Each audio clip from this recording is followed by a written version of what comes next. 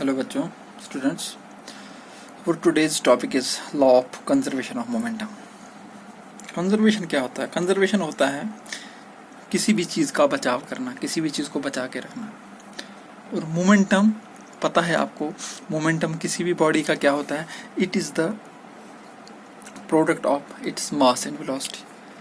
अब हमें पहले ये समझना होगा ये law of conservation of momentum आखिर है क्या, ये हमें क्या बताता है। According to law of conservation of momentum, when two or more bodies act upon each other, their total momentum remains constant, provided no external force or acting.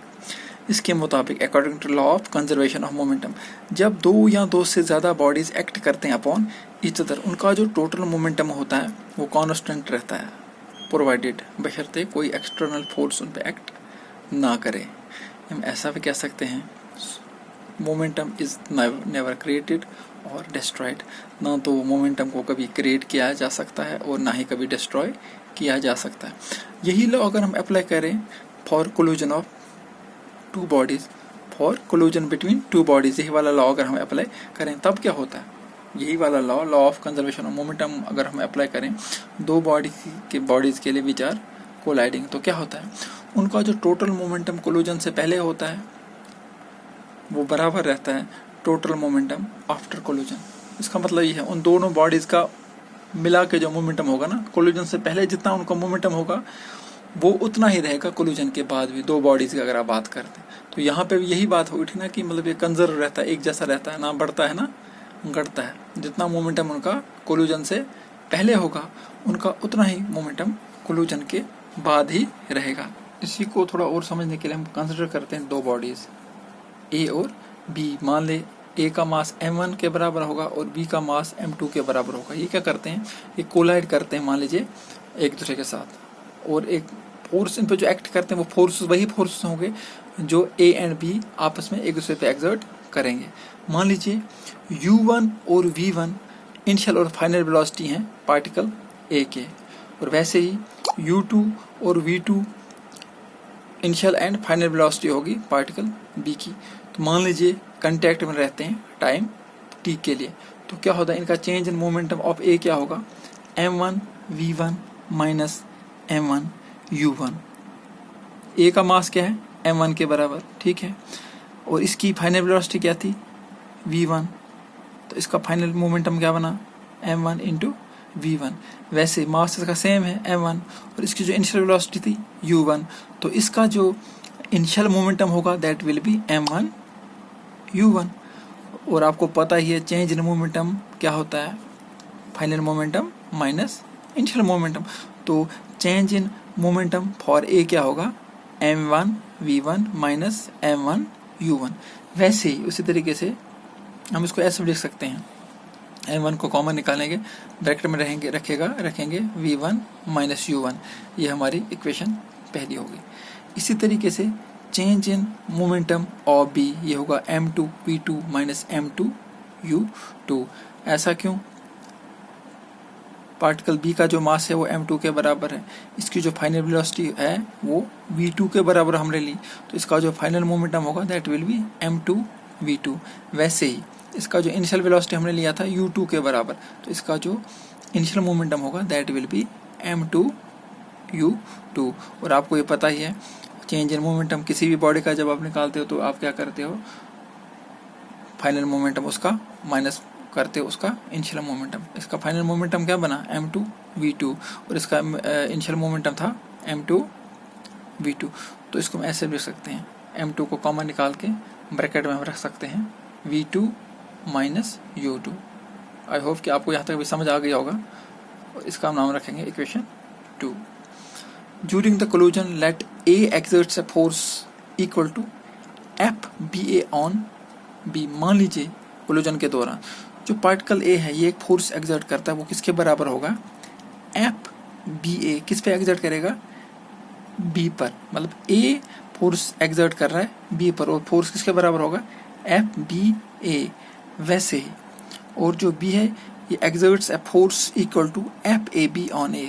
जो particle B है ये भी ए पे एक फोर्स एक्सर्ट करेगा, कितना? वो बराबर होगा FAB। अब जैसा कि हमने कंसिडर किया जो ए है फोर्स एक्सर्ट कर रहा है बी के ऊपर, which will be equal to F B A, मतलब ए एक्सर्ट कर रहा है force equal to F B on B. वैसे ही बी एक्सर्ट कर रहा है force equal to F A B on A. ठीक है, तो according to Newton's third law of motion, जैसा कि हमें पता है Newton's third law of motion में क्या कहते हैं, whenever two bodies act upon each other they will exert an equal amount of force upon each other but that will be in opposite। तो इसके लिए हम ये भी लिख सकते हैं F B A equals to minus F A B. F B A क्या है, it is the force exerted by A on B. ठीक है, एंड एफ ए बी क्या है, it is the force exerted by B on A. ठीक है, ये दो बॉडीज हैं, अब पहले ए बी पे फोर्स एक्सर्ट करेगा, ठीक है ना, तो according to Newton's third law of motion तो बी जो है वो भी ए पे उतना ही फोर्स एक्सर्ट करेगा बट इन अपोजिट डायरेक्शन। तो हम इसको क्या लिख सकते हैं, बराबर होंगे but there will be the sign of minus, क्योंकि ये क्या है अपोजिट में। सो हम ये लिख सकते हैं F B equals to minus F A B. इसको कंसिडर कीजिए आप इक्वेशन। अब जो एफ बी ए है ये क्या है, it is a force exerted by A on B. तो इसको हम ऐसे लिख सकते हैं m2 इंटू a2। जैसे आप जानते हो force equals to mass into acceleration. m2 is the mass of b and a2 is the acceleration of b। इसको हम इसके बराबर लिख सकते हैं क्योंकि ये क्या है, it is the force acting on b। ठीक है, m2 इंटू a2। इसको हम ऐसे लिख सकते हैं m2 हो गया मास और acceleration is the final velocity minus initial velocity divided by t। ठीक है ना, तो हम इसको ऐसे लिख सकते हैं। इसी तरीके से हम एफ ए बी को भी ऐसे लिख सकते हैं। एफ ए बी क्या है, it is the force exerted by B on body A, it will equal to mass into acceleration, mass of A and acceleration of A. तो इसको हम इसी तरीके से लिख सकते हैं। अब हम क्या करेंगे, ये दो वैल्यू जो है ना, एफ बी ए के लिए हमने वैल्यू निकाल दी और एफ ए बी के लिए हमने ये वैल्यू निकाल दी।